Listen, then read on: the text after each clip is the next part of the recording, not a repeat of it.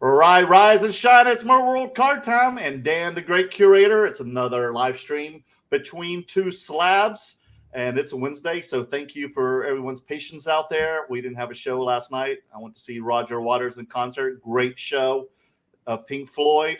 Pretty intense show, but it was a lot of fun. And I'm exhausted. And I've had guests all week last week. And it was great seeing them. But recovering from that. So I had to clean up all the day today. Dan, how was your weekend, man?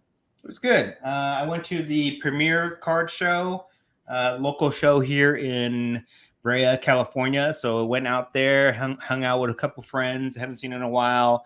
David, LA Card Guy, Raul, I'm not sure what his Instagram is, and some other guys that I saw out there. So that was nice. Didn't pick up anything there, but just I kind of like to go to the local shows to just kind of keep in touch, right? Just keep in touch with like the current market and see what people are buying, selling, trading. It was a typical show. There wasn't much going on from the people that I talked to. Just low end stuff, a lot of trading here and there. But did you pick up anything? Did I pick up anything? No, I did not. No, I didn't pick up anything there. I had a couple people give me some gifts. Some Star Wars cards here and there, but like nice. I didn't make any deals or anything like that. And I did see a couple interesting cards though. I saw a Simpsons the Bart card, which is very rare. Sketch card. You saw it there. Wow. Yeah, I've seen that one before. Actually, I think I've seen that guy before. Is it this guy that I know? I don't know, some older dude. Yeah, that's him. But it's not for sale. He was at Diamond 9 with me all the time. Yes, that guy. Because that's where I first saw it. Yes, that's him. It's not even his card. It's like a consignment card of his, but like it's not even for sale. He says it's his friend, and he just shows it off. Okay. Yeah, so I saw that. That's always give me a card to walk around with to show off. That's always cool to see. And then I saw a Pamela Anderson Pmg'S auto. I think it was a photo or postcard or something. Oh yeah, I saw that post of yours. Yeah, so that was pretty cool. I was admiring it. Yeah.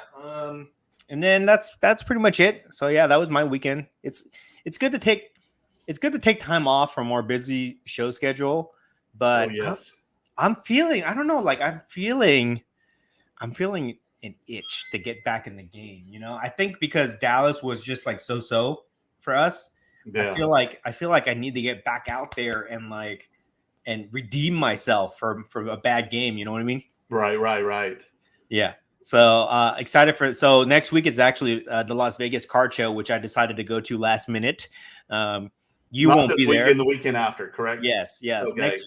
This weekend is actually the summit, I think. So yeah. Of course, if the Las Vegas show's next weekend, then the summit, industry summit's this weekend. Yes. And then they started with a card show, then they do the summit.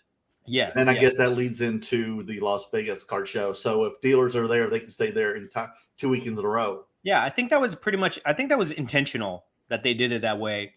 It makes sense, right? Like if you do the card show, then you stay for the seminars for a couple of days, you do your networking, and then you go into the next big card show, because they had the card show from Thursday to Saturday, which I thought was odd.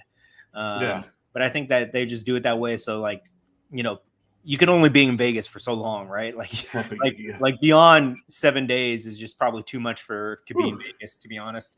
So yeah, they're doing that way. But I'm not going to the summit. I went there last year, and so this year I decided to go to the Las Vegas Card Show because I didn't attend the Las Vegas Card Show last year as a vendor.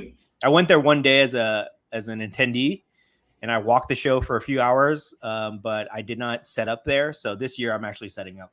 Oh, nice. So who are you going to set up with? Who else is going with you? Our friend Jordan Riker. He's I'll be sharing a table with him. He's the one that wrote me into it. So yeah. So hopefully, we'll have a good show together. And have you restocked for the show? I have not. I have not.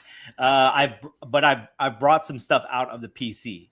Okay. So, wow. Ooh. Yeah. So I'm bringing some cards out. I'm really trying to change up my inventory where I feel like I need to consolidate even more.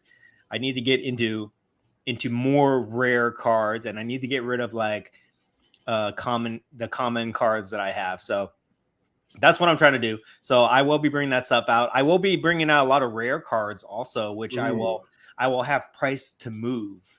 ooh. Yeah. So if anybody sees me at the Las Vegas card show, you might be able to get some good deals for me because I'm making a couple moves where I need to free up some cash. So I'll be motivated to sell some cards. I'll be bringing out like some Pokemon stuff that you don't see me bring out.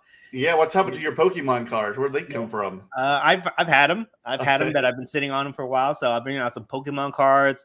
I'll be moving a lot of my raw single Star Wars cards because I've been ripping so many boxes. So I'll be moving a lot of Star Wars cards. I'll be giving away a lot of cards too. So if anybody goes to the Las Vegas card show and you see me, if you do a deal with me for some Star Wars cards, I'm gonna hook you up. I'm gonna help build out your collection. If kids come up to me and they show any interest, I will give packs of cards to kids and stuff like that. So I'm going to be definitely moving a lot of product at Las Vegas for sure. So definitely, if you guys are thinking about going, go check it out. I think it's going to be fun. Come stop by my table and we'll hang out for sure. So I'm excited about that too, because I feel like I need to redeem myself. I need to have some good sales and redeem myself For what? from Dallas. Even though at Dallas I did okay, Yeah. It's still Well, somewhat you of had to go into the after hours to do yeah. the underground of card collecting to get Yeah, there. I had to. Yeah, I really had to work in Dallas, and it just was not what I was expecting. If any of you guys watched the Break Even Club episode that just dropped yesterday, you can see how all of us felt that Saturday night. Going into it, and how hard that show was for us. I got lucky because that night, right after the trade, Mhm. right after we filmed that episode, I went into trade night and I did a couple deals that turned the whole show around for me. So I got lucky, but I still feel like it was a little bit of a letdown show. So I'm excited to go into Vegas. Hopefully, I can get some good deals and just kind of like re-energize my enthusiasm for what we do. Yeah, you definitely did Mer World After Dark in Dallas. That's for Oh sure. yeah. Oh yeah. I tenderize a lot of fools. I tenderize a lot of people Like 2 in the morning, 3 in the morning. Good to try Lord, to man. to Now, are get you those gonna deals, bring man. any of those boxes? Are you gonna have any Spider-Man metal at the show? I am flying to Vegas. I'm not Oh, driving this really? time. Oh, wow. So, yeah. So because I'm flying, I'm not going to take the chance of bringing it on the plane. I don't trust TSA, and I don't want them to crack my cases right now. To be honest, I'll probably end up cracking these cases anyways. They sell the boxes individually because I don't think anybody's going to step up and buy my sealed cases. But I'm going to hold on to them just a little bit longer until probably Del Mar because Okay, okay. we're gonna go to Del Mar in what, like Yeah, 3 we could. weeks? 3 weeks, something like that. Yeah, at least, yeah. Yeah, so I'll have them available at Del Mar because I'm driving there, obviously. Yeah, I hope you're driving there. Yeah, so I won't have the cases with me at Las Vegas, but I'll have a lot of other good stuff for sure. And that's another question I didn't never ask you about. Did you end up buying any of the EPAC boxes on Upper Deck? I EPAC did. site? I did. I bought And one. I bought one EPAC what's the box. verdict? It just I don't know if it does it for me. Honestly, it's like you open the packs online. It simulates opening a pack. It's like Right. it's kind of like if you were watching a break online. That's what it is. Like you just click a button, and then you watch the packs open up, and there's a little bit of dramatic music behind it and stuff like that. But it doesn't. It's not the same as physically holding the cards and ripping the packs. So personally, I don't like it. It is cheaper though. Like a box, I think is like $450 or something like that. Right, right. But did you So pull anything good? no, I didn't. I pulled a numbered She-Hulk out of 75. I think I don't even Okay. know how much that's worth. Probably nothing. But I did get offered a trade. So my entire box, our friend James, actually from Austin, okay, offered to trade me the entire box, all the common cards, everything except my She-Hulk, which is the one hit that I got from the box. Yeah. He traded me all those cards. There's like 70 cards total or 80 cards total for one box of Mandalorian Chrome. Oh my goodness. Yeah, so he's sending that to me so I can open something else to feed that addiction, and I get rid of all those common cards, and he gets that because he's trying to do the EPAC achievement. Oh, okay. Yeah. And what's the EPAC achievement? If you get Tell us, all, viewers. yeah, if you get all the cards in a certain series, you get like a bonus card that you can only get online. They call Oh, that wow. the EPAC achievement. So he's trying to chase that, right? Gotcha. Which is kind of a cool thing about the EPAC, how you can put together sets and you get like rewards for it. That's something you can't do if you open the physical product. So I can see why people like doing the EPAC stuff. But for me, I mean, it's just it's not enough of a price difference for me to like spend a lot of money on EPAC. You know what I mean? Right. I rather get the physical box and open it. But that's just me. I guess a lot of people like the EPAC stuff because it's it's less hassle. You can just keep everything online and it catalogs it for you on your online profile. So that's pretty cool. I might even open another box, even though I'm talking all this crap about it. I'm so addicted. Of course. I'm so addicted to that Spider-Man metal set. I might open another box. We'll see. Because I was going through my physical cards, which I was gonna get rid of, but I was like looking at them and I was like, man, these cards are so damn cool. Like I was putting them in like a 9-page sheet. I might just try to put together the set, just for the hell of it, just because I think the cards are really cool. And now, have you built up any PMGs from this set? I have not pulled any PMGs. I bought a Black Widow green PMG. Right. So I bought that. This is the only one I have from this set, I believe. I do have a Scarlet Spider red, but that's not mine. That's consignment. But I do have. Gotcha. I did buy this card right here, so I love it. It's a sexy card. It looks a lot like Scarlet too. Yeah, I got a lot of money into it, so probably gonna have to move it at some point. But I'm enjoying it for now. This will be available in Vegas if anybody wants it. Ooh, it's beautiful. Yeah, so pretty cool. Now I've also been noticing on Upper Deck that you posted the Champions box. Oh yes, let's talk about that. Because you've been interested in a lot of like PMGs and about PMGs going to be in other like Upper Deck product. Yeah, so let's talk about that again. I have to make a correction to some of the comments I made last week. It was bothering me a little bit. So I was mistaken when I said that the green PMGs are out of 100. They're not actually out of 100. It's very tricky about how they did it. So basically, the as I understand it, the PMGs are 100 PMGs total. Okay. The first 10 are green. So the green PMGs are actually numbered from 1 and then like the slash to 100. But there's only 10 green PMGs. Okay. The other 90 apparently are red. Does that make sense to you? What again? Yeah. So they made so somebody told me this. Okay. So and I think they're pretty accurate on this, but like there's 100 cards that are PMGs. Serial numbered out of 100. Yes. Okay. And the green and the red, they share the same serial number of 100. On the far right. Yes. But there's only 10 green and there's 90 reds. So when you look at the green PMG, like the Jordan green PMG that's for sale, it says out of 100. This is the retro. These are the retro PMGs. I don't know why they did it that way. I guess that's how they did it in 97. That's my only explanation of why they would number it that way. That's how they originally numbered them back in the day. So, but they don't, to my knowledge, they don't really do that with any other PMG product. Like these green, interesting. Like this Scarlet, for example, this is numbered out of 10. That actually is numbered out of 10. Yes, out of 10.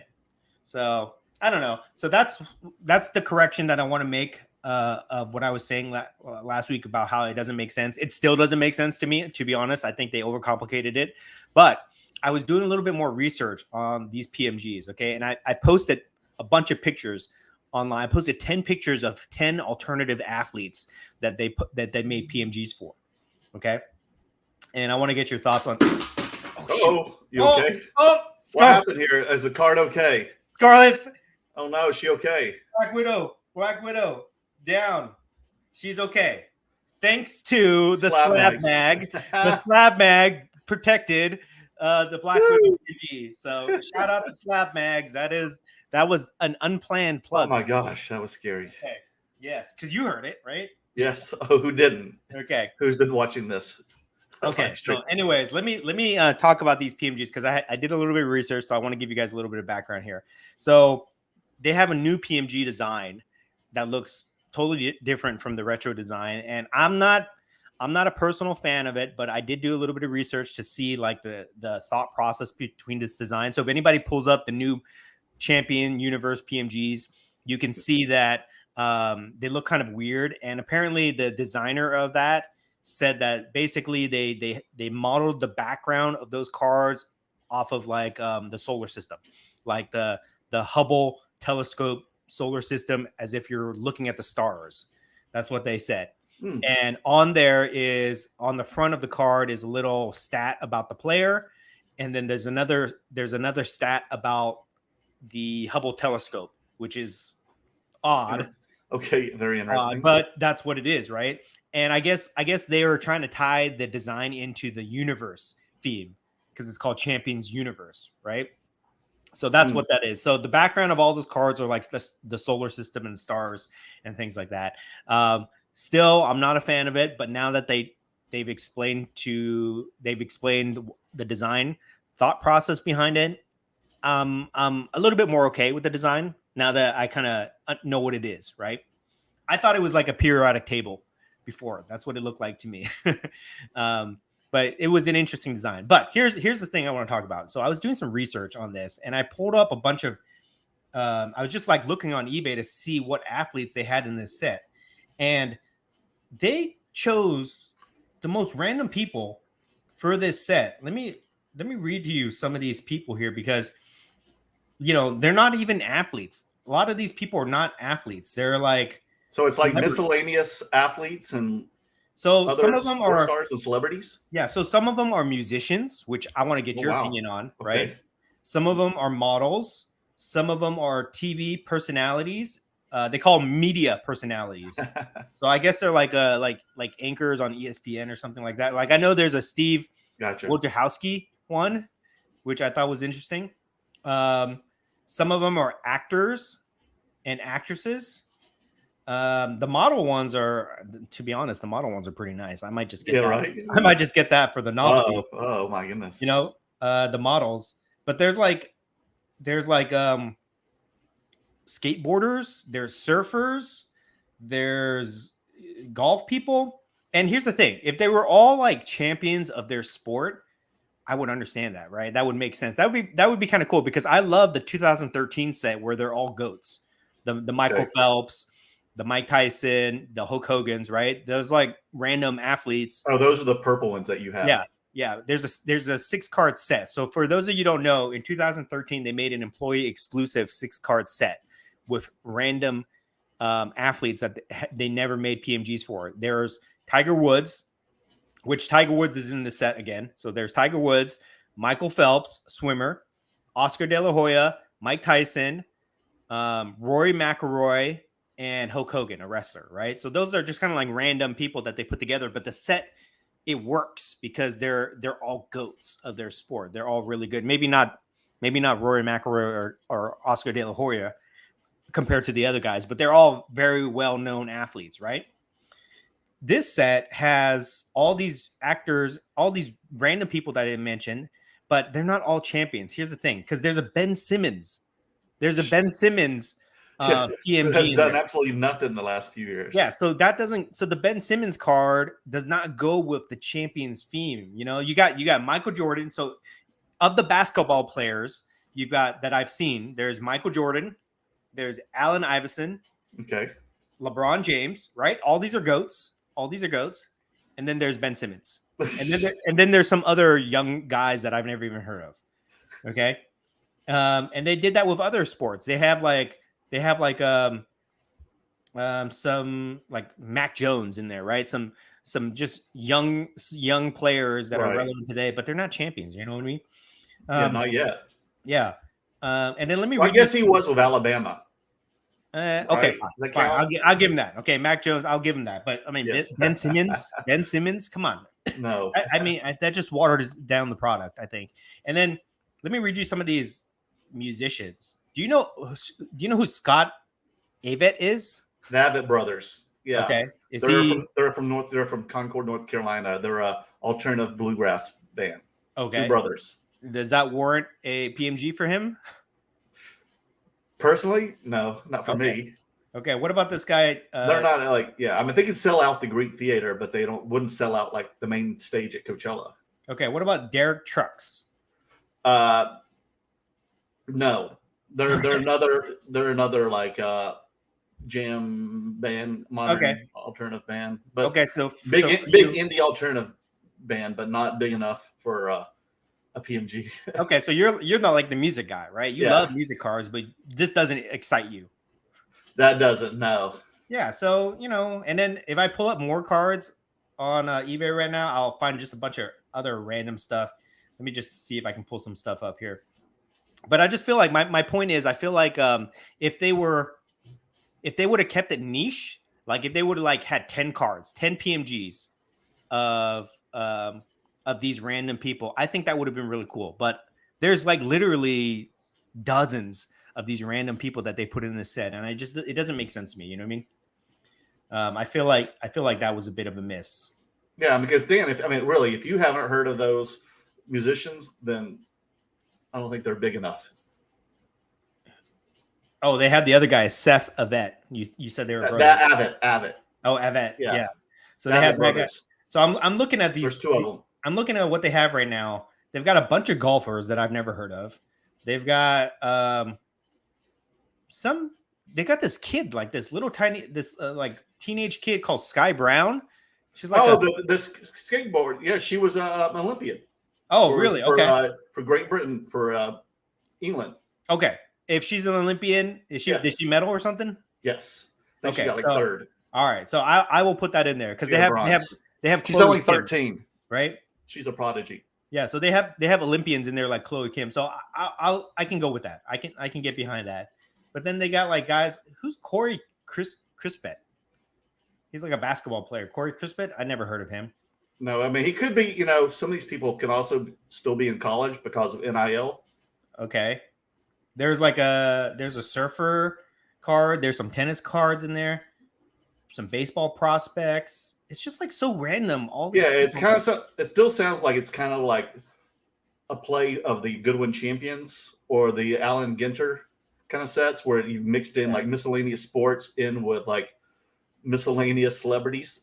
Yeah, I just wish. I wish they would have just limited it a little bit. You know what I mean? I don't have a problem with the whole set being a bunch of mixed athletes and personalities and things like that.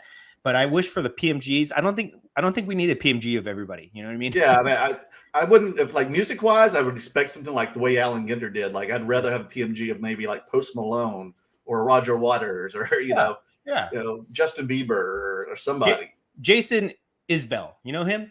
Oh yeah. Okay. Someone I guess that works for Upper Deck really likes these I guess independent like alternative artists, because that's kind of like what they are. They're kind of jam. They're all in the same kind of league. Yeah, so it's just so random, all these athletes here. And other like there's this dude. I'll show you. I don't know if you can see it. This is funny to me. This guy right here. Can you see that?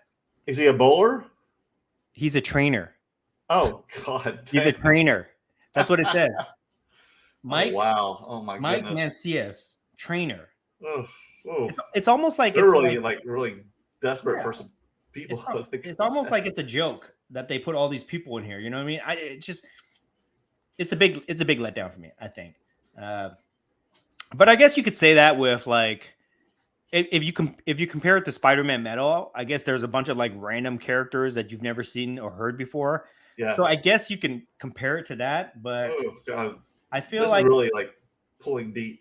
I feel like they could have just made it a little bit more exclusive. That's all I'm saying, because if you go back and you look at the retro sets that came out in 2013, they were all legends, basically all like legends in there, and they were all Hall of Famers pretty much.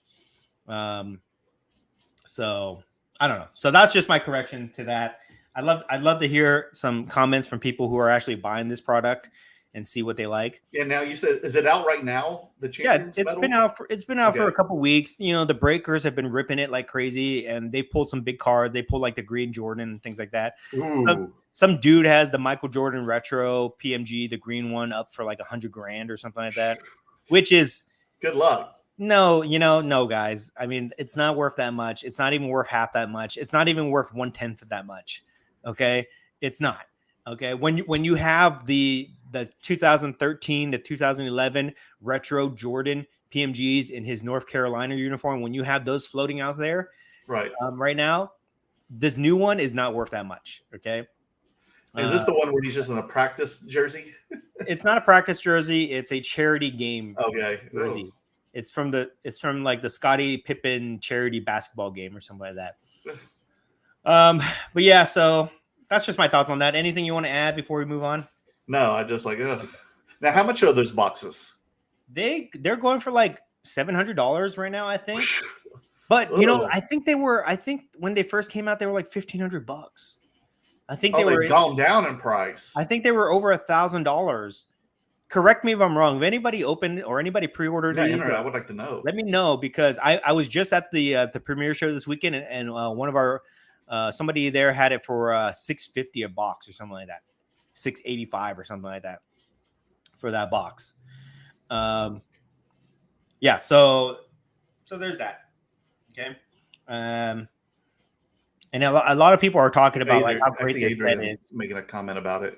Adrian bought a box. He's going to open one on his channel pretty soon. Oh, he is? Okay. Yeah, hopefully he pulls a green PMG. Sorry, Adrian. Sorry for taking a dump on the product when you bought the box. But there's some interesting cards in there. I would probably buy some of the cards as a novelty. Like some of these model PMG cards, I just might buy it as a novelty because you know how I like to have my lucky charms, right? When I'm breaking boxes. So these PMGs would work perfectly for that. But that's just my thoughts. Anyways. Okay. Moving on from that. Let's move on from that. Let's see here. PMG champion. I'm looking at my itinerary here. Oh, okay. Here's the other thing I want to talk about. What is it? So last week I posted I shared a story from Slabs Stocks, or one of those sites, where they show this Josh Allen 1/1 Kaboom, green Kaboom card.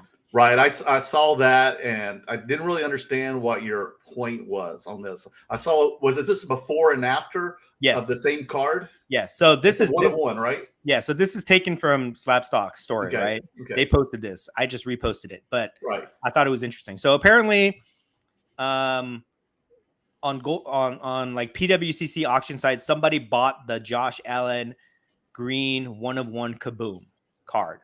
Okay. And it was slabbed PSA like 6 or 7 or 8 or something. It was some grade. I think it was a low grade. It was just a low grade. Like 6 or 7, right? So it was the green 1/1 Josh Allen Kaboom card. Yes. And then apparently they cracked it and they, presumably cleaned it. Right. Resubmitted it, and then they slabbed it authentic. They probably, my guess is they probably slabbed it. They probably put a minimum grade on it. Okay. After cleaning, and if it didn't meet the minimum grade, they probably slabbed it as authentic. Okay. Which is fine. I have no problem with that. Okay. But then they tried to list it on PWCC again like 3 months later, and they took a loss on it. I think it sold. I think the original one sold for like $72,000.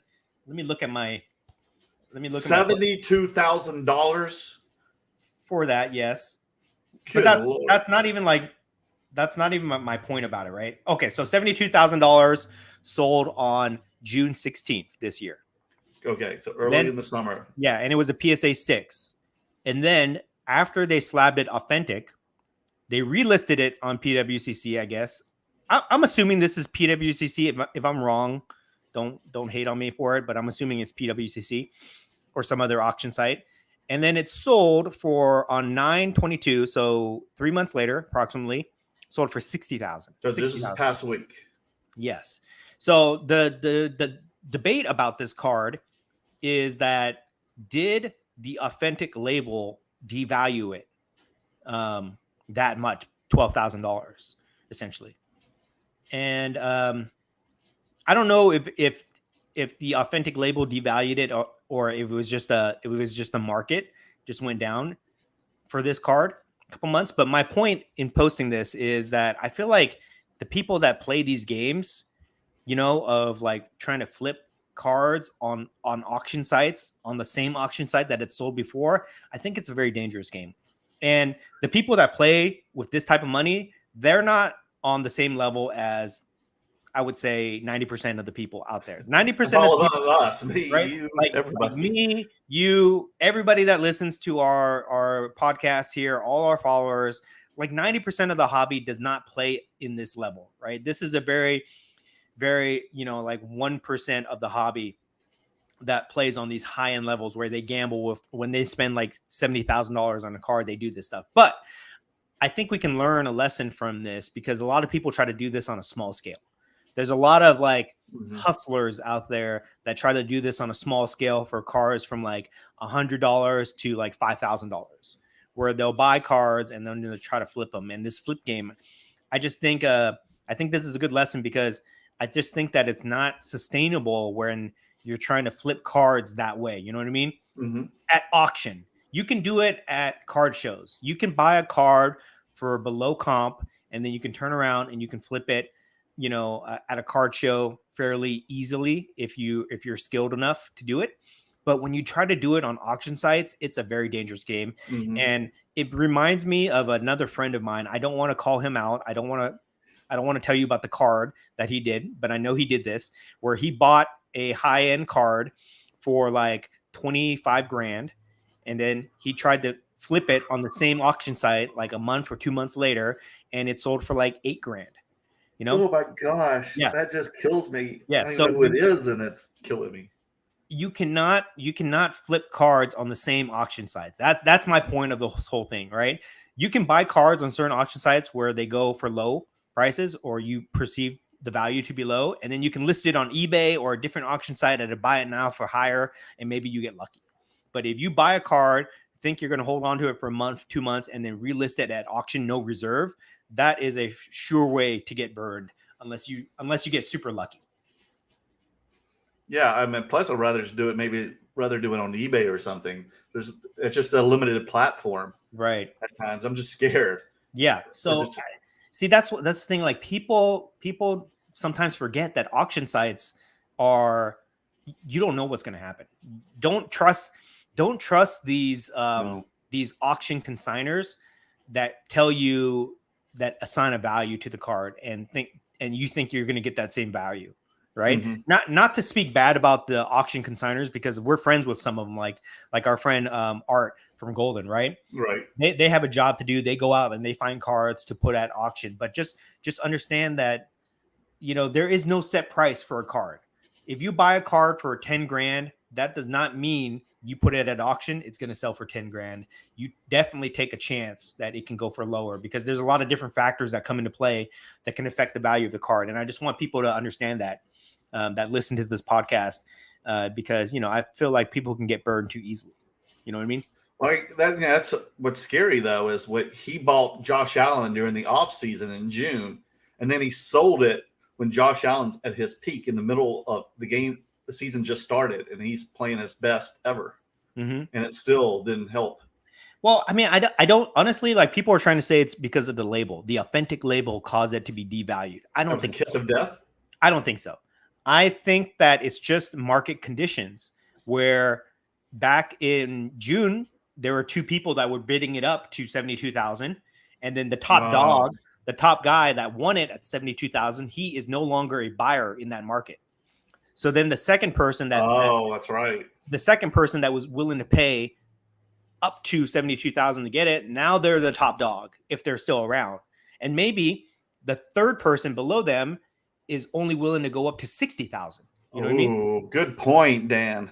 And this is a theory that Josh Luber talked about in his paper I actually did a review on. So if you guys never watched that video, my review on Josh Luber's paper, Trading Cards Are Cool Again, where we talk about what causes auction fluctuations, go watch that video, or go read go read the paper.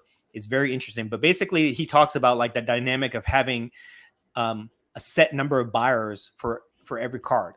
And when you take the top person out from the buyer pool, Right. the second person and the third person, they could have a way different price point of how much they're willing to spend on the card. And that's probably what happened. There's probably only like, let's just say there's only like 5 people that want to pay, high 5 figures for that Josh Allen card. And the top guy was willing to pay $72,000. The second guy was willing to pay $60,000. And then the third guy is probably willing to pay less than that. Right. So that kind of explains why there's a huge fluctuations price. I don't think it has anything to do with the label for that particular card. I don't necessarily think it has to do with the market. I just think it has to do with the buyer pool, if that makes sense. Which leads me to my next thing that I've had on my mind here is I feel that we are playing a dangerous game by having too many marketplaces going on right now in the hobby. They are popping up everywhere on websites, apps, everything. And what prompted me to think about this topic is Derek Jeter's new Arena Club. I think it's called the Arena Club. And this is an app? This is like it's a marketplace. It's like PWCC. They're advertising it as a vault, as an online marketplace to catalog your cards, to buy, sell, and trade, and probably some other services, right? But it's like, dude, we already have that. That's what Golden Auctions is. That's what PWCC is. That's what Alt is. That's what eBay is now, right? All these marketplaces out there that allow you to buy, sell, and trade cards and store your cards in their own vault with insurance and all these things, right? And I just feel like, do we really need another one? Like, just because Derek Jeter attaches his name to it, does that mean that we trust that brand and that technology to do the same things that we're doing on all these other platforms? And what kind of like makes me scratch my head about it is I feel like, just like with the grading companies, right? There's just so many different grading companies that come out and come out with their own version of that service or that product, that I feel like it just kind of waters down or saturates our hobby a little bit too much, because, especially with these auction marketplaces, they're having auctions that end every week, essentially. Like PWCC has auctions that end every week. eBay has auctions that end every day. Golden has auctions that end every month. There's a Golden auction that's ending today for pop culture stuff, for example, right? And going back to that example of that Josh Allen kaboom that guy tried to flip, right? Whoever that was, it's like people are trying to keep it's like they're encouraging us to continue to flip cards, right? Because that's how they make their money. They make their money on volume transactions. But us in the hobby, where we play within those lines, we're like being incentivized to buy and flip cards. And I think that's what causes a lot of people to lose money, or causes a lot of price volatility, because there's so many transactions. Does that make sense? Mm-hmm. You get what I'm saying? Mm-hmm. It's like, it's not, it's not like we buy a card and we sit on it for a year and then we turn around and sell it, and it's the first time that it's on the market. It's like people are just like buying cards and then just relisting them on the auction sites right away. And they've made the process so streamlined. They made the process so efficient, where you can buy a card on like eBay, for example. You don't even get the card shipped to you. You can have it shipped directly to their vault. You don't pay taxes. You're incentivized by not paying taxes on it or shipping costs or whatever. And then you hold it on your online wallet or online collection profile. And then if you want, you just click a button and then you can relist it on their website, right? They make it so efficient, so streamlined, to encourage us to continue to turn these cards over and things like that. And I just think like it's taking a little bit away from the essence of the hobby for what we're supposed to be doing, collecting. Okay. And it's just making these cards turn over too much. You know what I mean? Mm-hmm. Like there's not enough money in the hobby to buy one card 10 times a year, essentially, you know what I mean? Agree. There's a lot. So you just think it's going to, like everything else, just oversaturation? I think it's too much. I think I think they're bleeding us dry. You know what I mean? And I look at this like with card shows too. Like we were just talking about this with the card shows. There are so many options for card shows now. There are like it's no longer one central show in the country. It's not like the National, right? The National used to be the Big Daddy show. Right. Now you have like shows like Dallas. Now you have Burbank, Las Vegas card show, where these are equally huge shows, highly produced shows, lots of vendors, right? And it's just like, you know, they can easily throw an event, sell out 350 tables, and think that that's enough for it to drive the hobby. But you still have to have people that go there and spend money, you know, and buy cards and do all that stuff. And there's just like, I feel like there's too much activity going on right now where it's not sustainable. That's the word I want to use. It's not sustainable for people to continue to buy and then, you know, have a card appreciate in value, flip it and make a profit, and then go on to the next one. I don't know how sustainable that is until you get more people coming into the hobby, right? Like it's great to see the hobby continue to grow. It's great to see the infrastructure of the hobby grow and businesses pop up and do all these things. But unless you have a community of people to support all these different businesses, products, and services, unless you have a growing community of people coming in with more money to feed the machine, it's I don't know how sustainable that is. You know what I mean? Yeah, it's hard to keep up. I mean, how many do you keep up with per week of these sites? You know, I mean, I use eBay. eBay is my number one. I use PWCC and I pay attention to Golden. But that's it. I mean, I just don't have time or the money to pay attention to Alt or Heritage or, you know, all these, you know, pristine auctions or all these other ones that keep popping up. And they have great deals. You know, if you like, sometimes I'll look at these other sites and they'll have like really rare cards that nobody has seen before or that are not for sale and things like that. And you can get great deals on these cards. You can get some really great deals on these different auction sites, but there's just too much to keep up with. You know what I mean? Oh yeah. You really have to be in the hobby full time. You gotta do this for a living to get on your computer and track all these different marketplaces, all these different cards every single day, and have it marked on your calendar that these auctions are ending and things like that. It's just like it's a lot of work. It's a lot of work. It's made for a professional, you know, a full-time flipper, basically. But for most of us, for me, you, and all the people that listen to us, I don't know if that necessarily applies to us. I don't know. Is it a bad thing to have too much options? What do you think? Well, I guess if you're the seller, yeah, it hurts you more. If you're the buyer, it probably helps. Right. So would that make this like a buyer's market? It's a buyer's market.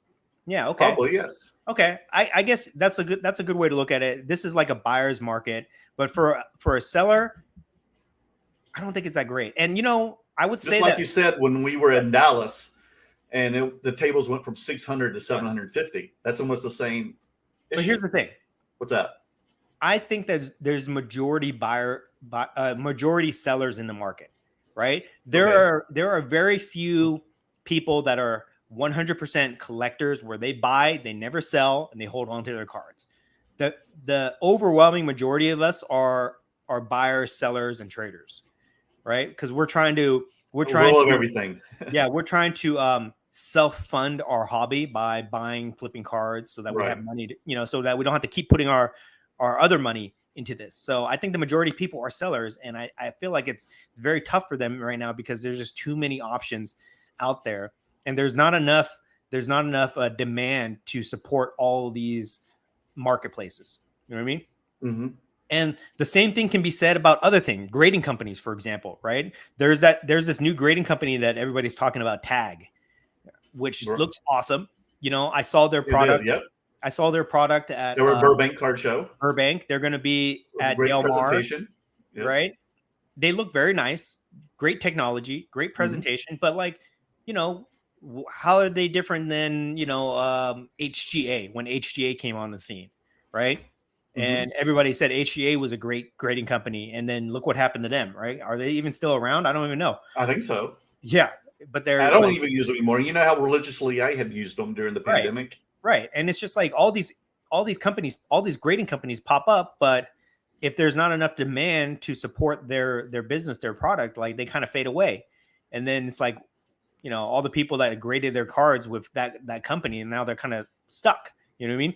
Like Mhm. I have an HGA slab that I cannot move at all, I and know. I even tried to crack it, and I tried to take it to my people to crack it, and they say you have to have special tools for it and stuff like that. So it just Oh, makes it really, they're the hardest thing to open up. yeah, yeah. So you know, there's, you know, grading companies are just another example of that, you know. And then we could say the same thing about anything. There's like supply companies, you know, that same thing, right? They're just, they keep popping up, but there's not enough demand, I think, to sustain that business. And you know, you don't know how long they're going to be around.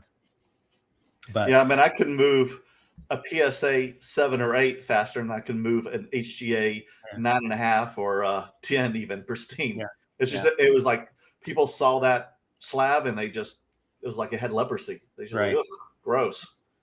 And It's just I don't know what the answer is. You know, I'm not saying that these marketplaces should shut down, because I like to have options, but I right. just think that there needs to be more focus by all these marketplaces. Like if they were to kind of put their heads together and say, okay, how can we all do business? How can we all make money and all this stuff? I think there has Mhm. to be more emphasis on growing the community of people. There needs to be more people to come in. You know, Mhm. the same way like all the people came in from the COVID boom, the pandemic boom, whatever you want to call it, right? There needs to be another influx of people in the hobby to sustain the demand. Because if you just keep milking the current community, which we are part of, right? The current community of people, I feel like it's unsustainable for a lot of Right. us, especially like if you get burned on auctions, like, you know, it just puts a poor taste in your mouth, and it makes you reconsider your moves and things like that. And that's not good. That's not good for anybody. So No. I think there needs to be like a focused on growing the hobby, which is, you know, hopefully what Fanatics will do, you know, with their advertising and things like that. We're already seeing it. Actually, we're already seeing like cards show up in places that they've never been before, like uh the hat store Lids. You ever seen that? Lids? Oh, yeah, I've been there. I've bought hats there Yeah, before. you could buy All cards kinds. there now. You You can buy cards. can? Yeah, What product? Tops, because Okay. Fanatics has that space there. So we're already seeing like cards, you know, show up in places that they never showed up before, right? So maybe that's the answer. But until that happens, I just feel like people need to be careful, because you can easily just have like burnout from too much options. You know what I mean? So true. Yeah. All right. So moving on to our next topic here. Sorry, guys, a lot of things on my mind. A lot of things on my mind last week. Dan got it off his chest. Yeah, to talk about here. I'm going on several rants here. Um, let's talk about what bends my corner a little bit here. Okay. Okay. I don't know if I want to talk about this. Oh no, what is it? I feel Tell like me. Do I feel like tell. I feel like if I talk about this, it's gonna set a fire in, Oh boy. in the comment section. Okay, we'll just talk about it. Okay. So what bends my corner is when people on our social media sites, which is the primary way that we communicate, right, can't take a joke. You know, they take it too seriously. I don't know if you saw, but I posted this reel the other day. I used this audio clip of me laughing, which I love. I've used that audio clip many times, and it's just me laughing. And I put this caption on there that said, the mood you have after you get outbid on an auction, which you didn't intend on paying for anyways, right? It's a joke. It's a joke, because like a lot of people, sometimes they'll bid auctions and then they just don't pay.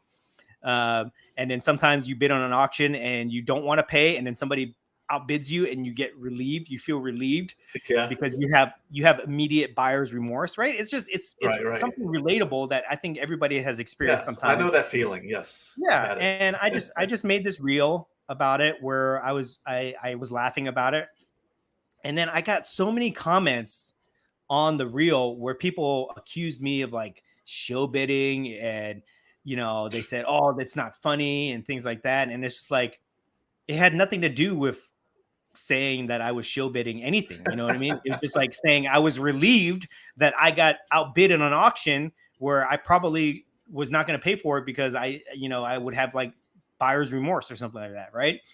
But people, and it was meant to be a joke. It's like people who follow me don't understand that all my reels are meant to be jokes.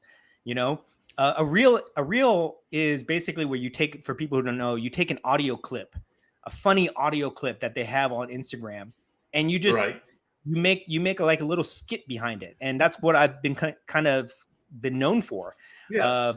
making these funny reels. I do hundreds of them with you all the time. Yeah, yeah, and you know, it's just to keep it keeps the things light, right? The hobby's supposed to be fun and it's supposed to keep things light. But sometimes I make reels and people just think they're serious. Like I've had, I've had other people like comment on my other reels about some really stupid things, and I don't want to get into that. That's a whole different rabbit hole to go down to. But this previous reel, some people got really upset, and I had to like, when people like message stupid things, I just delete their comment, right? And then Okay. I delete the comment, and I'll probably block them because I just don't want that type of negativity on my page. But yeah, I just don't understand why people get upset with that. But what's really funny, okay, and you guys can go watch the reel and you can read the comments on this. What's really funny about this is this guy left this comment. I don't want to call him out or anything like that, right? I'm not going to say anything, but this guy left the comment, and then out of all the people that we know, who comes to my defense? Kim Kardashian comes to my defense. Kim the Kardashian? Yeah, Kim Kardashian. Alex? Oh my gosh. Wow. Yeah. What did he say? This is a friend of ours that we met in Dallas. His name's Alex. His Instagram handle is Kim Kardashian. It's a play on Kim Kardashian, right? Out of everybody that we know, he comes to my defense and he writes this long, like two comment section rebuttal to these guys that were like trolling me essentially, right? And I just thought it was hilarious.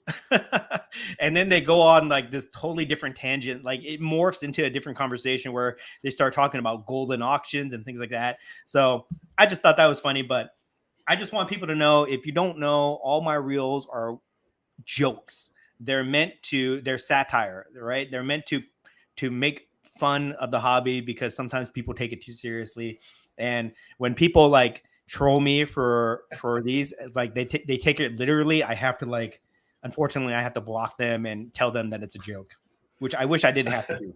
Right. So Dan, if you had won that auction, what were you going to do next? Then blame it on Emily and say she actually hit the bid button without your permission? I pay for all my auctions. I pay for all my auctions. Please cancel it. Yes, I pay for all my auctions. Okay, so no shield bidding here, but because that's what I hate the most, and I'm sure a lot of people out there, viewers, agree. When when one of your items sells, and then someone messages you and says, "Oh, that was my child had hit the auction button," and without their permission, can you please cancel it? It happens. It's part of the hobby, It's like, it's annoying, but whatever, If you sell on eBay, that's what's going to happen. If you don't want to do that, then sell it somewhere else, and then let these other auction sites collect the money, because I think they have a better track record of doing that.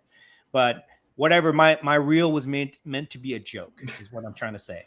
And some people, they can't tell from all the rest of your reels. That's what I'm saying, right? Like all of my reels, it's not even my voice, guys. These dudes think that was my voice. They think that that's me actually, that the audio clip comes from me, but it's a preset audio clip that you can download from Instagram and use. Anybody can use it, right? Anyways, I just wish those people, if you're listening, just understand it's a joke, please. Okay, because it bends my corner to have to deal with those type of trolling responses. Oh my gosh! But people just don't have any sense of humor. I know, right? Okay, so but here's a great segue into my next topic that I want to talk about. Okay, what is it next? I bought a card today. Okay, I cannot tell you what it is until I get it, because I don't like to talk about cards until I have it in hand. What are you doing this to us then? Just in case something happens. But I want to tell you about this. So okay. I probably overpaid for a card today, because it was like a buy it now option with a best offer. And in the last few weeks, there's been a couple auctions that have got away from me where they have a best offer, which is a great price. Some of them have been very fair prices. Maybe so it's an auction / or a best offer. Yes. And Yeah, And which I'll is a use little this, higher than what the starting of an yes. auction is. Yeah. So I'll use this example. A couple weeks ago, there was a Spider-Man green PMG that went up for sale. It was the retro PMG design. I love the picture, and they had it at like $4,000 best buy it now or best offer. Okay. Right. So the natural instinct in me is to try to get a deal. So I offered $2,500 for that Spider-Man PMG, which, which would have been a great deal if I would have won it, right? But Right. somebody just bought it because they realized it was a green Spider-Man PMG for $4,000. Okay, which I've talked to several people that have told me that they probably value that at over $10,000 for that card at that time. Okay. Right. So, obviously I was just trying to be a cheap ass and I missed out on that auction and that pissed me off. Right. Then there was another auction. There was a Bret Hart 1 of 1, Bret Hart WWE Select 1 of 1. Buy it now, $500 or best offer. I offer $250. Somebody bought it now for $500. Oh, Right. wow. Okay. Yeah. And both of these auctions happen within like an hour. Right. So, that it's a good deal. And it just upset me. And it makes me think, it made me think to myself that, you know what, like I'm trying to get good deals on these things. But if you gave me the option to buy that Bret Hart for like, if I was willing to offer $250 and you said, would you buy it for like $500 and pay an extra $250 to have it? I would have done it. Same thing with the Spider-Man green PMG, right? If I offer $2,500, but if I would have just paid $1,500 extra to secure the card, I would have done it totally, right? But at the time, I'm not thinking that. At the time, all I'm trying to think about is trying to save money on the card. But really, what I should be thinking about is trying to acquire and secure the card because I don't know when the next opportunity will come for me to buy something like that, right? Gotcha. So sometimes you have to overpay for a card, is what I'm saying. And that's what I did today. There was a card that came up. I made an offer on it, and then I thought about it for like 10 minutes, and then I bid against myself, and I just bought. I paid the buy it now price for Gotcha. it because I did not want to lose the card. I feel like I'm going to give it away. I'll tell you an example. You guys won't be able to figure it out. The card was for sale for $4,000. I offered $3,000. And the thought process I had in my head was, if this card sells, am I going to be pissed off that I didn't spend an extra $1,000 to acquire this card? Because maybe I'll never be able to get it again. Or if it goes for sale, it's probably going to be like $5,500 at least, right? And I'll have to pay more to get it. That was my thought process. And I said to myself, you know what? It's not going to happen again. I'm not going to lose out on this card because I wanted to try to get a good deal. And the good deal, the thought process is only based on the buy it now price. If they would have put like buy it now $2,000, I still probably would have offered $1,000, right? Just because in my head the perceived value is whatever their price is, and then I just want to get a deal on top of that. But sometimes you have to put that aside. That's like your ego. When you're trying to chase rare cards, that's your ego getting in the way. And sometimes you have to pay up. You have to overpay for cards sometimes for the chance to get it. And so that's what I did today. And I don't feel bad about it at all. I don't. This is like the opposite of my reel where I have buyer's remorse and I don't want to pay for an auction. Right. This is the opposite. I feel relieved that I got the card, and I feel good about securing it where I feel like I got a good value. I feel like they undervalued it. So I was happy to pay their price, but this is a struggle I think a lot of people go through with the collector mindset.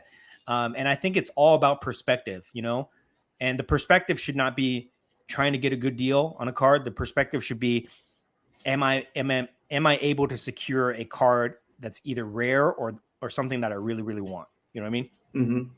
So you ever experience that? Oh yeah, I've done that many times. Mm-hmm. Like I was like, okay, should I make the best offer, send in the offer? And a lot of times when it's something I really want and I know it's a great deal, I do that. And then all of a sudden it says like, oh, your offer's been declined. And you find out that the reason it's declined because someone bought it out from under you. And then you're like, crap, I should have bought it instead of waiting for the offer to be accepted. Yeah. Because that's happened to me so many times, waiting for my offer to be accepted or declined. During that time, it just got plain bought out. Yeah. someone else. And I was like, why did I just let that slide through my fingers? You have to recognize value. You know, you have to use your own judgment when it comes to valuing rare cards. Just don't like, just because somebody has a list price doesn't mean that that's the top of the line value for it. If you think it's worth a lot more money, then you should try to go for it. Otherwise, you're going to have that. There's nothing worse than that feeling of regret. You know, it just ruins your day when you don't get the card that you really, really want, that you've been looking for a while. You know, and this, I'll tell you another funny story. This, I don't feel super bad about this, but this kind of goes with it. You know that rock, that Star Wars rock refractor that I have from Topps Finest? Star Wars rock refractor? Yeah. Star Wars rock refractor? I mean, let me see if I can pull it out for you. Right here. Right here. You see this? It's a rock. Gee, what? This is from Star Wars Topps Finest, and it's a rock. It's called Geode. This is the actual character from Star Wars, by the way. It's a ridiculous card that I think is ridiculously stupid, right? But it's funny because I like weird. It's like the egg. Yeah, it's like the egg card.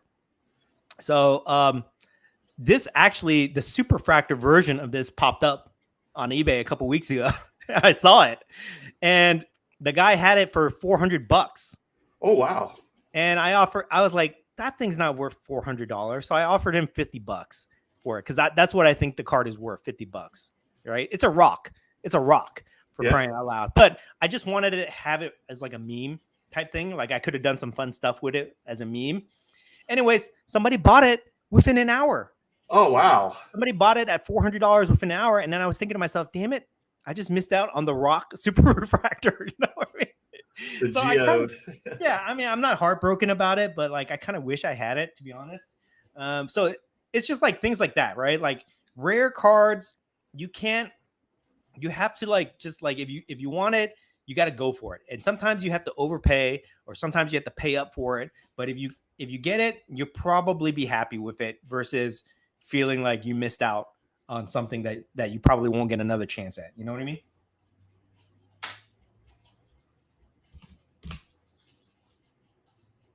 Right. Oh, we have some. Okay. Are we doing comments? No, not yet. Okay. That's where you were going.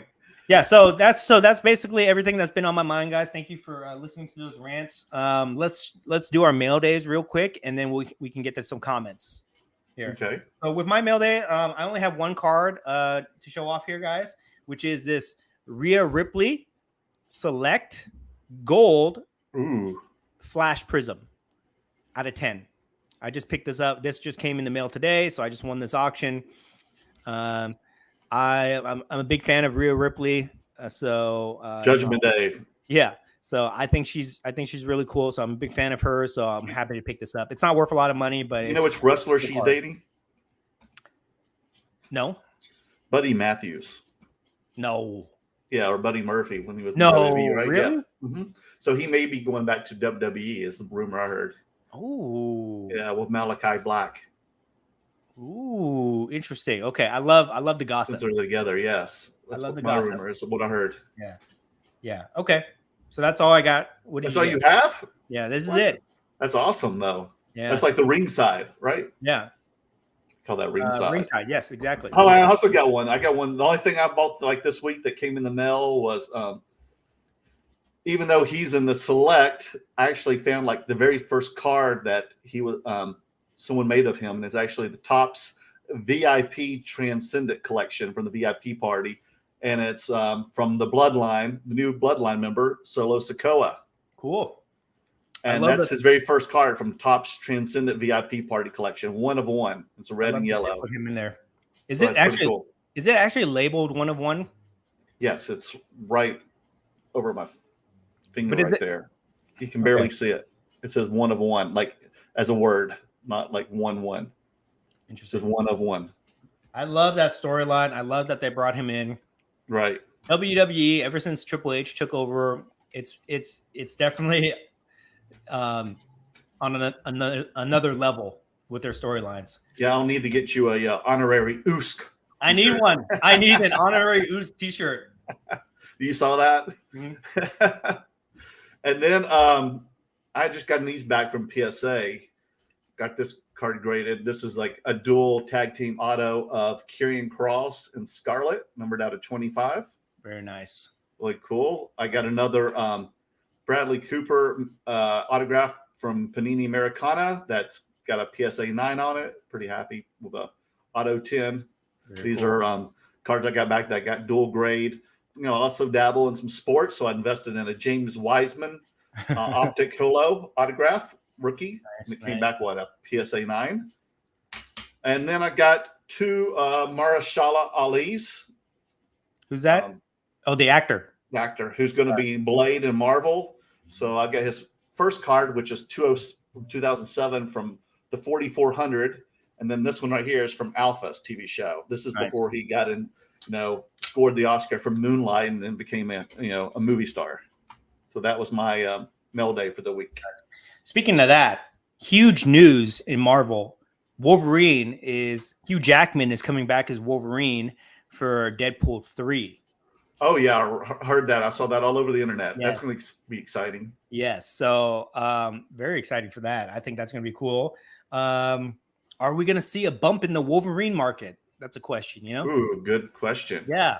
So we'll see. We'll see what happens with that. But I think that will be very cool nonetheless. We've got Black Panther coming out in like a month.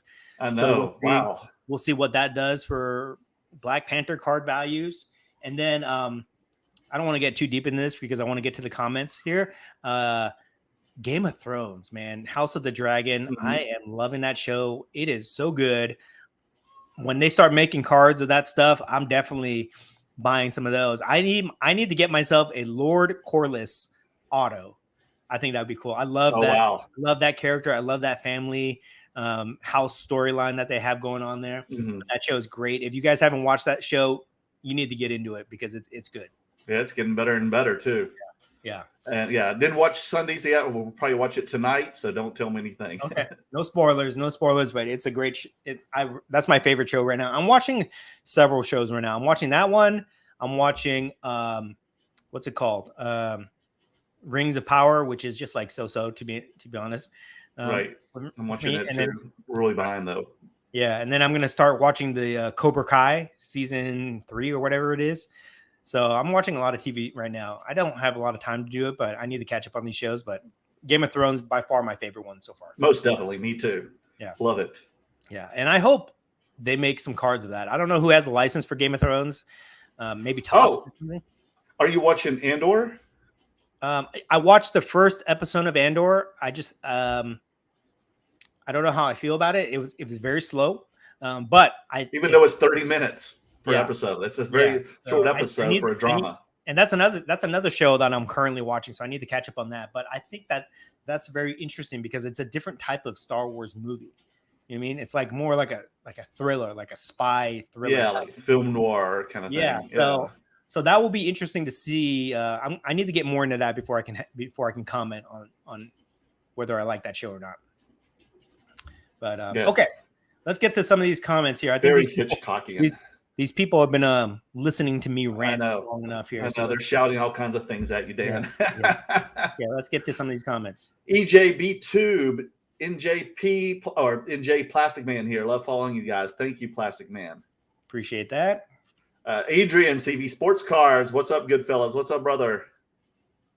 Vince, I've been watching your last 4 or 5 episodes the past few days. Love the content. Can't thank you enough, brother. Thanks, Vince. Awesome. Phoenix Rising, great curator, be like the Borg. Prepare to be tenderized. Resistance is futile. I like that. I'm going to make that into a t-shirt. Oh, my goodness. Oh, another one. Like his logo. OB Den. So you guys plan to make it to the November Dallas show? Yes, we've already booked. Yeah, we already got our table, so we'll be booked there. That will be the last show of the year. So hopefully it's good. Hopefully it's good. It's early November too. Praying. If that show's not good, I might have to reevaluate my Dallas schedule. Yeah, next year. We'll have to huddle the Break Even Club. Mm-hmm. Do we have next year, Dan? Hold on, I'm filtering. No worries. These comments here. He's filtering, guys. He's filtering. He's going through them all. Paulo, what's up, Paulo? Hey guys, hope all is well. What do you guys think about the current Star Wars market? Any underrated sets or subsets? Oh, that just reminds me. Okay, yes. Galaxy Chrome Series 2 went on pre-order today. Pre-order, yeah, because everybody's been asking me, Dan. So what's the word on the streets? Pre-order price $350 a box. Looks like. Oh wow, okay. I think. Who can you pre-order from? Any? David Adams. Okay. So you can go on David Adams right now. I'm gonna get a couple cases of this stuff. I think Star Wars Galaxy Chrome we're all in on that set, right? To us, that is the top tier flagship set of all Star Wars cards. So I'm definitely going all in on that. I want to be very careful when I say this. If you think you're going to go into Chrome and you're going to try to flip it and make money, you can probably do it, but I don't recommend it. If you don't know anything about Star Wars, don't play that game, okay? But if you are fans of our content and everything that we've been talking about the last 6 months, and you love Star Wars and you recognize the value in Chrome, then yes, you should be definitely trying to get some pre-orders of this stuff, because I think it's going to be super hot. And believe me, all the breakers are going to be ripping these boxes, chasing those superfractors. Oh yeah. Depending on the checklist and what kind of art they use on these cards, it could be huge. Okay, so super excited about that. When's the supposed release date? The 26th, October 26th. Okay, the end of the next month. Yeah, so if they took pre-orders on it, it's probably going to drop during that time. But they haven't even released the checklist yet. So very curious to see what type of cards that they're using. To answer your question, Paulo, Star Wars market to me is still hot, still growing. I'm buying cards. I'm selling Star Wars cards. Any underrated sets or subsets? I don't know. I mean, it's really it just depends on people and what they like. I think to me, the safest bet is Galaxy Chrome. Okay. That is still the safest bet to make in terms of buying and investing in the cards. Everything else is just like filler, to be honest. Topps Finest, Mandalorian Chrome, Bounty Hunter sets. Those are just filler sets until we get to the next Galaxy Chrome, except for the Superfractors. Superfractors are always rare, and you should always try to go for Superfractors, but everything else is just filler to me. That's just my personal opinion on it. I was going to ask you a question. Have you bought any of the T206 set or packs? No, not yet. It's still pre-ordered. It's still pre-ordered, okay. I think. Did you order any? Not yet. I just haven't gotten around to it. I probably will, because I think it's cool looking. I don't think it's going to be. Again, I don't think it's just a filler set to me. It's just a cool novelty, just like the Sapphire. It's just like filler to me. For me, I'm all in on the Galaxy Chrome. That's really what I focus on. Everything else is for fun, to open up, to flip, things like that. But Galaxy Chrome, that's for me. That's where it's at. That's where I would focus. Okay, I would focus everything on Galaxy Chrome, and then if you get bored with it or it's not your thing, then you can go to these other sets. But I don't know too many people that are talking about those other sets. You know what I mean? Mm-hmm. What do you think? No, I agree. I mean, the big surprise was the Sapphire, of course. That did very well. And is it continuing to do very well? I don't know. I haven't really been tracking the market. I know the boxes have gone down in price. Okay. On it. I think it's a beautiful set. I love the Sapphire cards. They're just too expensive for me to get into right now. And I'm a Chrome Galaxy guy, so I kind of focus on that. Too. But I could see, to answer your question, Paula, I could see the Sapphire holding value, to be honest, out of all the ones that are out right now. Mandalorian Chrome is kind of cool, but I don't think it's going to be except for some of those Grogu Superfractors, I don't think it's going to be anything big.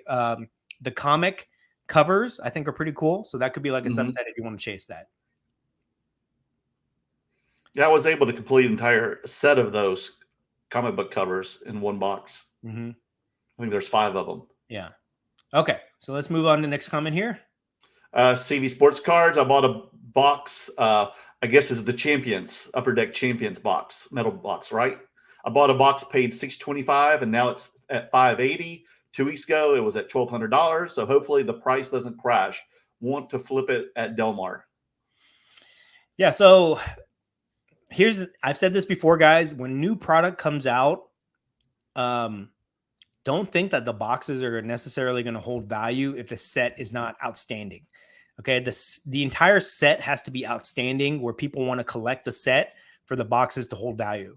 Galaxy Chrome is a good example of that. Spider-Man Metal is a really good example of that, where the boxes actually go up in value as boxes get ripped and as more time goes by. But for sets that have just chase cards in it, when those big cards get pulled, the value goes down dramatically. And I think that's what's happening with this. We saw that with like Flawless when everybody was chasing those LeBron James triple logo man. Those Flawless boxes were going for ridiculous amounts, like 20 grand. And then when the LeBron logo man gets pulled, the value gets cut in half. We saw that with WWE Prism when it first came out, over $1,000 a box. And then you start seeing all the one of ones get pulled. And then now it's like $300 a box. Oh, wow. And I think that's what's happening with the Champions Metal universe. Also, people were chasing the Jordan Green PMGs, the Tiger Woods PMGs. Now that we see those get pulled, now that those values are going down. So keep that in mind when you're investing in new wax. Okay. Duly noted. Okay. What do you have next? Let's see here. Dan's concentrating, everyone. He's looking for the right comment. Hope it goes well, Dan. Hope it goes well. Brian Basketballs just bounced basketballs into smash like the button. 56 watching, 6 likes, toot. Lap it up, y'all. What's up? Thanks, Brian, buddy. Hope you're doing well. Hope we see you in Dallas soon. Adrian, again, sometime the authentic scares those people away that are to think of buying, cracking, and subbing. Also, go check out the recent Golden. There was a Kobe card for $50,000 sold a year ago, and now it's just sold for just $6,000. Whoa, that's a huge loss. Oh, I don't think I could ever take it. I'd have to check myself into a mental institute after that. If I bought a card for $50,000, I would not put it at auction. No.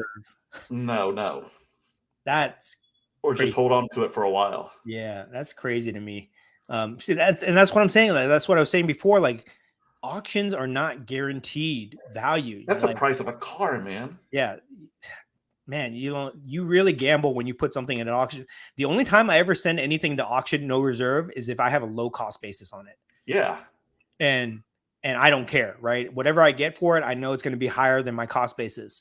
But if I pay a lot of money for something, I never put it at auction no reserve, just because if you don't get the right timing, the right marketing, or the right buyers on it, you're going to lose money probably. A very dangerous game to play. Yeah, Crazy.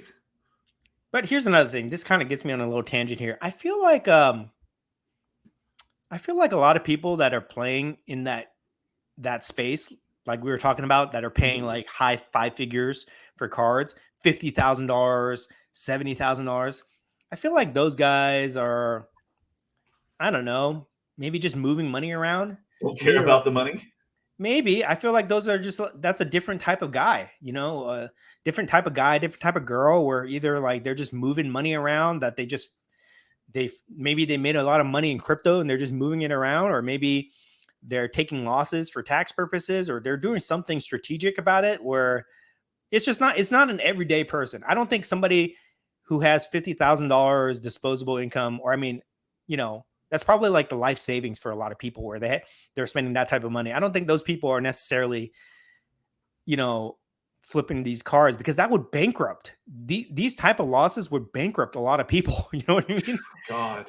So I feel like there must be like a high level of like really, really rich guys that are just like trading these cards, and we look at it, we think it's crazy, but to them it's like nothing. You know what I mean?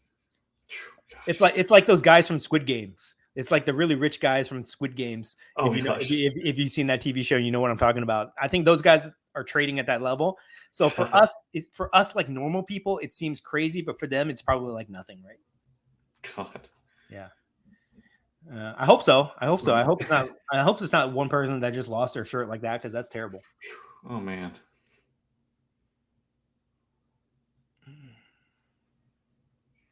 Okay. Dexflow Toys, Merle the Great cards, curator as a superfractor, tops chrome. Fiend Superfractor excited about this whole White Rabbit WWE storyline. Oh yes, the White Rabbit storyline, definitely. That's got to be Bray Wyatt, right? That's what the big rumor is. Yes. Yeah. That'd be interesting.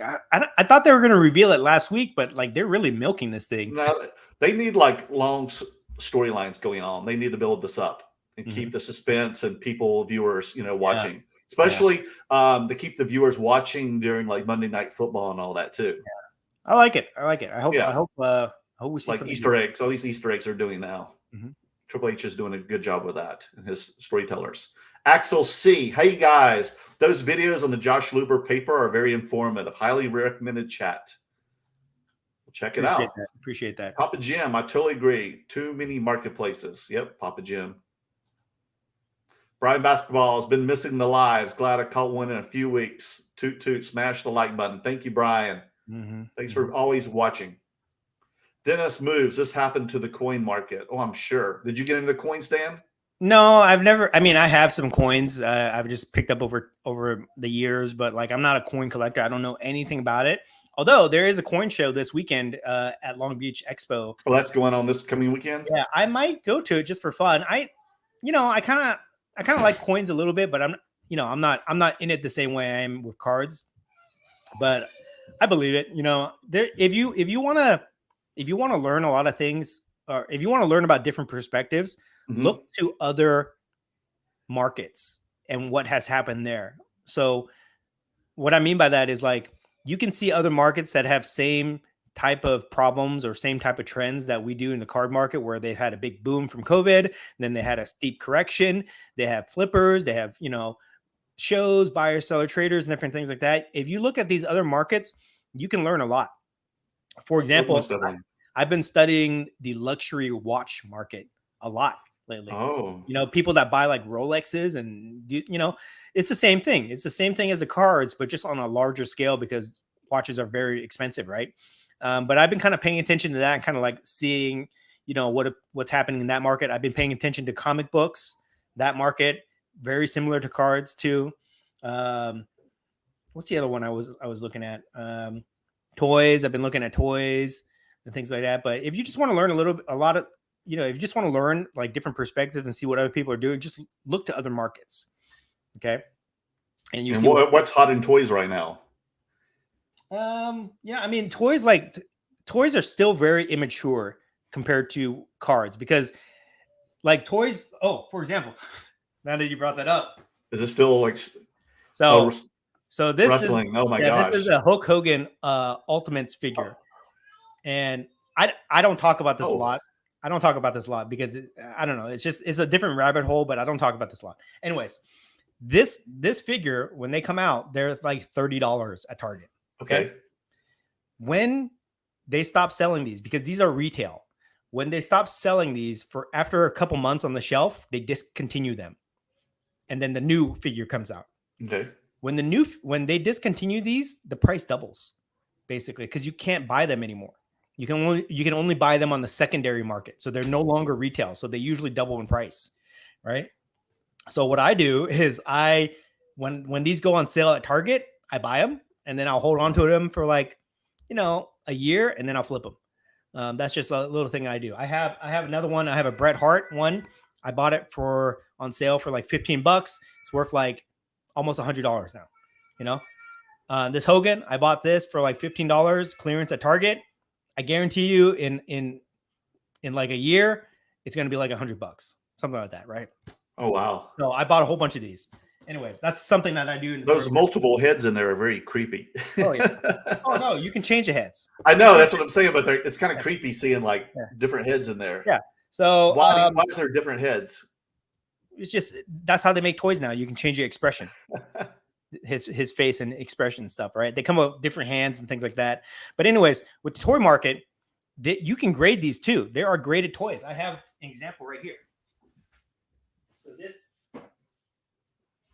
this is an example of a graded G.I. Joe figure, but this is still very, very immature right now. Like people, like in cards, you only buy graded cards, but in toys, you still buy loose toys, right? Or ungraded toys. So toy market is not there yet, but I do believe that someday we will treat toys the way that we treat graded cards.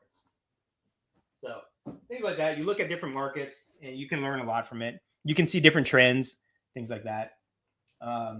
With toys in particular, I look for like what people are buying, and then I look for the card equivalent to that. So if people are buying a lot of Star Wars toys, then I look for Star Wars cards, right? So that's kind of like how I kind of do some of my market research. All right, moving on.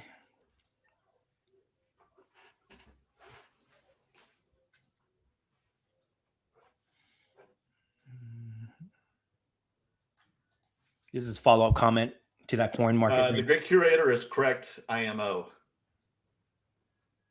That's from Dennis Moves. Papa Jim, PWCC advertised where you can buy a raw card, get it graded, and resell it all on their site. You never get the card. Just seems wild to me, but wants to do it. Right. They're pushing us to be more transactional. They're pushing us to look at it in terms of a way to make money, to make a business out of it. But they're taking away the hobby element, which I think that if we lose the hobby element of this whole thing, it's going to be a big problem in terms of growth in the future. Sin City Cards, absolutely buyer's market right now. I agree.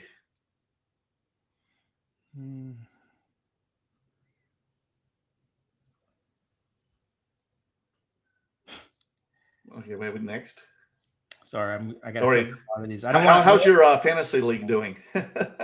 Terrible. I'm 1-2. I've been robbed. Don't even get me started on that. Okay, that really bends my corner. I've been robbed the last 2 games. I should be 3-0 right now. I've lost by like 2 points. The 2 losses that I've had, I lost by 2 points, and it's because Tom Brady cannot throw touchdowns. Well, he doesn't have any receivers right now. Hopefully, this following week he will. They'll come back. They're all injured. And it's not Tom Brady's fault. It's Giselle's fault. No. Fault. She's messing with the man's head during football season. She should not be doing that, and it's ruining my fantasy life here, which I'm pissed off about. So don't even get me started on that. Yeah, I'm doing really well on one, doing terrible on another one. It sucks when your backup running backs are doing better on the bench than your starters. Stephen Hong, the market is being flooded with corporate money because they all know something we don't know. They're anticipating the hobby being mainstream. There will be a surge of new collectors. Let's hope so, Stephen. I think so. I think that they're planning that. I mean, these companies, they're not stupid. They've done their research, and they will make it happen. Believe me, if these companies invest in all this money in it, they will do whatever they need to do to make it happen. It's just it's just, can that be sustainable? Can you bring people in the hobby? You can advertise and you can bring a lot of people in, but can you keep those people in? Can you make those people stay and be active in the community, right, and spend money and do all the things that we do, right? That's going to be the real trick. Dennis Moves, can only milk a community for so long. Yeah, that's what I'm saying. It's like there's only so much money we all have right now, right? Like it's not sustainable unless there's more people involved, right? To keep pumping money into our economy, our card economy. All right. Next Flow Toys, I can see less flippers. Cards aren't as hot as they used to be, especially sports cards. That's true. I see less flippers more and more at card shows, are disappearing like the dinosaur. Papa Jim, I love your reels. They are hilarious and fun. Keep making them. That's Dan regarding his reels on Instagram. This is some of these comments. Dan's laughing. Some of these comments, I don't even want to highlight them, but they're making me laugh. Let's see here. Oh, okay, what do we have next here? Sorry, some of you guys got some jokes tonight here. I can see them. I'm reading them as well. Joseph Crum, it seems like a lot of Star Wars Galaxy market has been down recently, at least to me. Do you think it's still a buy, or should we wait for the new series to release? Very good question, Joseph. Dan, what's your regards on that? Why don't you answer first so I can screen some of these comments? Okay. Well, I mean, it can be. It just, I don't know. I mean, I know that the market is a little down on the new Galaxy Chrome stuff, the first series. I guess people maybe, are getting hyped now for the new second series to come out, like you said, next month. And maybe that will help the first series again, because there's definitely going to be a less distribution of the first series. That's just going to make it more rare, especially with sealed wax, and people are going to probably want to go back for those cards. So probably I would rather probably hold on to a few wax boxes of the original series than just the singles, and then see what happens with the second series. I think there's two factors that are going to determine whether that series is successful or not. Number one is how many people start buying those and how many people love the design of those cards, because since they're art cards, okay, they're art cards, and all the art, all the designs that they're using for this, we've seen them before. We've seen them in the paper version of the Galaxy. Right. Remember, guys, Galaxy first came in 1993, I think. It's almost 30 years ago. So they've had like 7 or 8 different Galaxy sets that have come out over the last 30 years. So they're pulling the designs. They're cherry picking the best designs from all these sets. And it's very subjective on what you think looks cool, right? A card that looks really cool to me may not look cool to somebody else. So it's going to be dependent on the cards that they pull, and how many people really like those. And then the other thing that's really going to drive it is the resale value of the parallel refractors. Right. So the superfractors will set the market. Whatever the superfractors go for, and they're going to go for a lot, believe me, whatever they go for, that's going to set the market for the numbered parallel refractors, and that will determine people's interest. If people think they can make money on it, they're going to buy those sets. And they're going to collect all the base cards because the base cards look cool, but really they're going to be chasing the numbered refractors because that's how you can grade them and make money and things like that. So that will determine the value. I think that there's going to be a lot of hype around Series 2 based on the success of Series 1. And I think that when people get into Series 2, it's going to make them go back to Series 1 and look at what's available, because there is still a lot available of Series 1. People don't even know this. Like, it's hard to find the boxes because people are hoarding them. But in my estimation, there's probably like 60 superfractors that have not been pulled yet from Series 1. Okay, so Series 1 base cards are 100 base cards in the set. Right.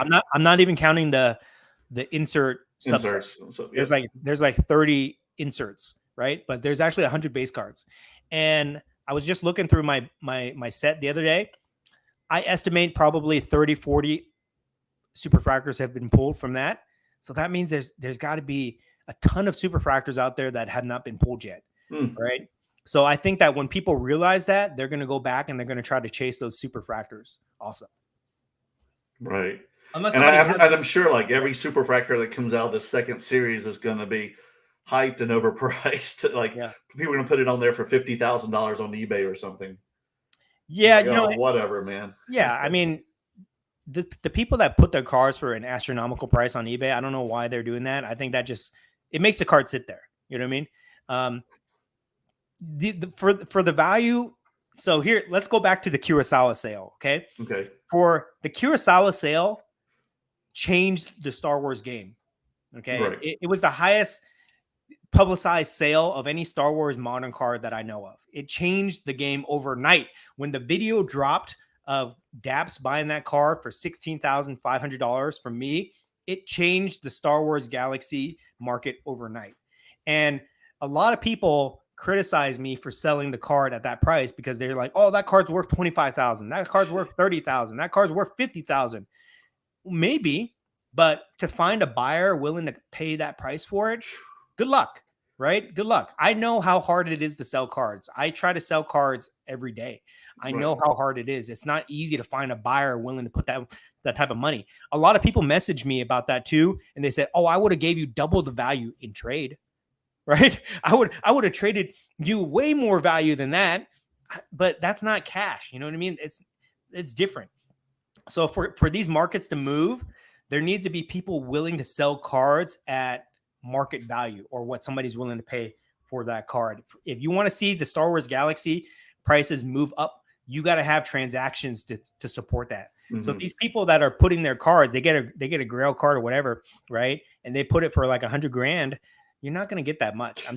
I'm telling you, like, so many people message me all the time and they say, hey, you want to buy this super fractor for me? $50,000. Okay. Or whatever ridiculous price they have on it. And you just can't move. With absolutely no story behind it. Yeah. You can't transact that way. That's not going to move the market. Okay. What's going to happen is the people who have these cards are going to sit on them forever. All right. And this will give me another example. I'm going to give you, since you got me on this rant here. Sorry, guys. Sorry, guys. I apologize, but I'm going to give you another example.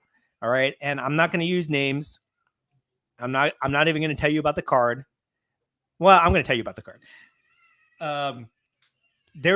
I knew a guy who had this gold 1/1 Marvel, gold PMG 1/1. And last year he was offered like $150,000 for it at the Dallas show.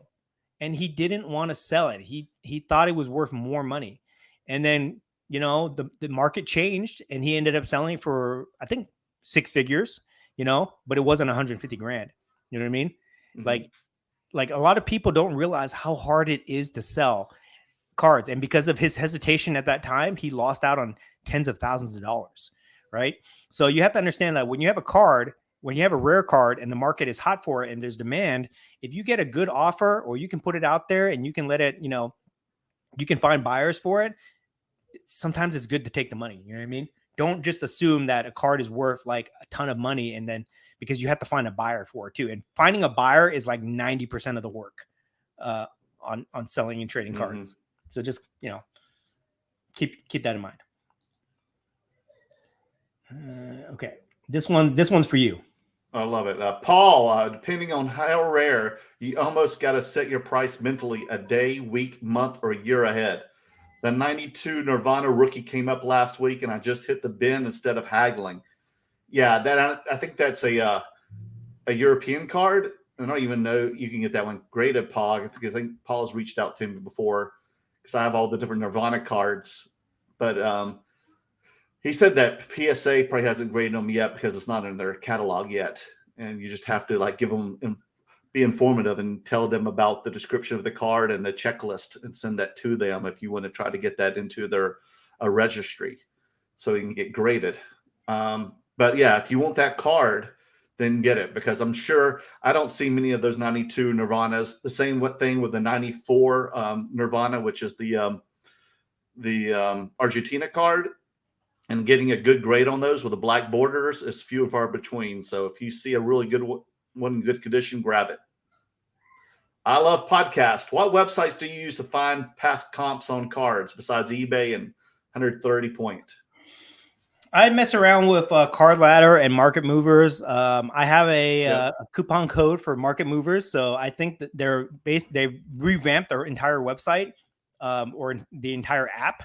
They call it Market Movers X. So if you guys want, check that out. There are Star Wars cards on Market Movers now, guys. I pushed them. I told Jeff Wilson. I called Jeff Wilson and I said, Jeff, okay, you need to put Star Wars on your app now. And he said, yes, great curator. Yes, you are right. So there's a ton of Star Wars Galaxy cards on there right now. I do have a Star Wars price index that's going to come out in a few months probably. So that's going to be really cool. But check it out, guys. I do have a coupon code for that. It's $1 for 1 month. For the first month, it's $1. That's it? $1? It's actually cheaper than that. It's like 80 cents. Oh, wow. But use that code curator. Try it out. If you don't like it, then you're out $1.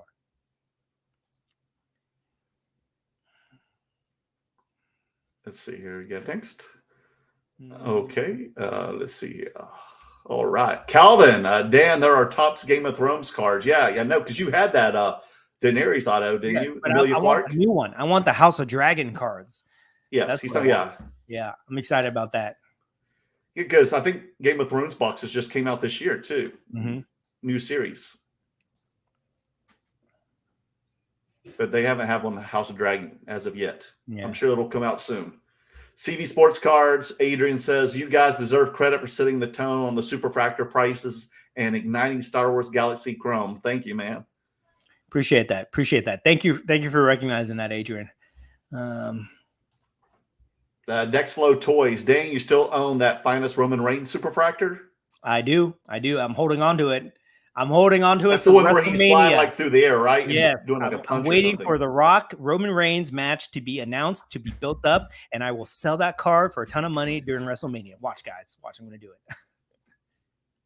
it. JG, Collex is a great app to price raw and graded. Haven't heard of it. That's another one. It's a new one. I did an interview with them last week, did? I think, like a live on their Instagram. So check them out. Good people. Oh, yeah. Collex. Okay, I think Mr. Minty was on there yesterday. Yeah, but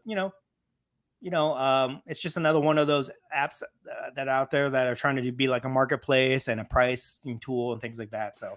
And he's spelling that right? COLLX? Yeah. Interesting. GC, you ever get that Vince? Is that the one from Kelly? No, Kelly doesn't like me. Kelly does. I know he's watching. This. Kelly doesn't like me. Live, Kelly? Kelly's live. He's never going to sell it to me. He's just a teaser. He just like. What's the term used? He's diamond hand. Diamond hand? Yeah, he flaunts it in my face every time I see him. He's never going to sell it to me, but I need to tenderize him. I need to get that from him. He's got some other cards that I want too, but so I need to work on him. He's always got those good transcendent cards. Because he goes to all the parties. Because he buys those boxes. That's what you need to do. Oh, there he is. Hold on. There he is. There he is. Is this live? Live? Of course it's live. We're talking about you right now, Kelly. It's live. His ears were burning. Sin City cards. People who are putting those prices don't want to sell the card. They're just trying to flex, which makes them look stupid. Yeah. Exactly. Yeah. Look at me. $50,000 card. Oh. I agree.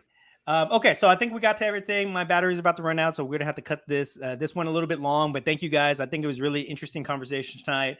I don't really have anything else to plug except all my coupon codes you guys want to use for Zion cases, for market movers, for stand-up displays, for Slab Mags, curator code all across the board. Woo, curator code. Yeah, so use that for or DM me if you guys want to. So it's curator code. It's like just curator. Just curator. Okay. Curator. The code is curator. Yeah, curator for Zion cases, for stand-up display, for market movers, and then if you need Slab Mags, contact me directly for that. Let me give a plug to Merlin. Please like, subscribe, share to our channel, but also Merl World Cards. We need this guy to get to 1,000 subscribers by the end of the year so that he can beat CV Sports Cards, so that he can run nude at the next Dallas card show like he promised. So guys, please, if you want to see that happen, that'll get the customers coming in. Yes, we will film all that content. Please help Merlin out. Anything else you want to add? Yeah, I want to give a shout out. I see Ed's on here, so say hey to Ed. Hope he's doing well. It's good to see him. We'll see you in the next Dallas Card Show too. Hope you come up from Houston again and sell me some non-sports cards. I've got some cards that came back in that I cracked that came back from PSA, so I'll be on the lookout for that video on my channel in the next day or two. So make sure you go to my channel, Merl World Cards. That's 2 words. Merl World is 1, cards is the 2nd.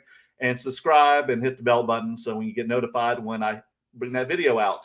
And we'll have more to come. Awesome. All right. Thank you for everybody who's hung out with us tonight. We will see you next week. Next Tuesday, hopefully. We'll see you on next Tuesday, guys. Have a good night. Take care.